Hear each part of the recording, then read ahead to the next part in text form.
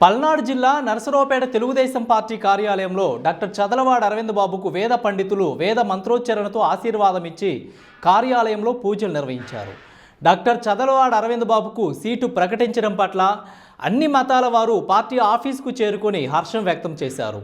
హిందూ వేద పండితులు తమ వేద మంత్రోచ్చరణలతో ఆశీర్వాదాలు తెలియచేయగా, క్రైస్తవ మత పెద్దలు పవిత్ర గ్రంథంలోని వాక్యం వినిపించి ఆ దేవుడి ఆశీర్వాదాలు ఉండాలని ప్రార్థనలు చేశారు.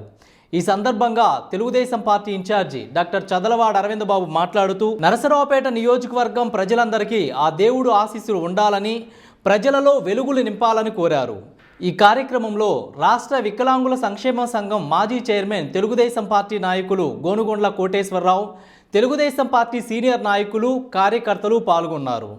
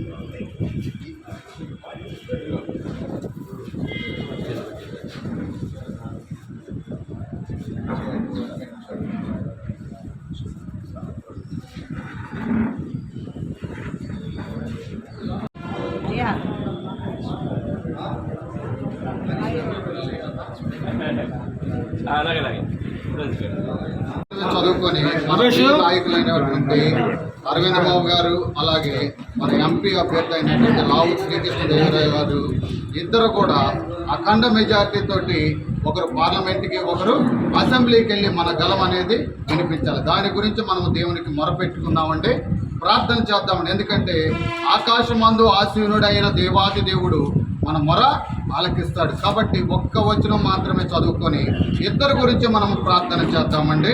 91వ కీర్తన 1-2 వచనాలు చదువుకుందామండి. మహోన్నతిని చాటున నివసి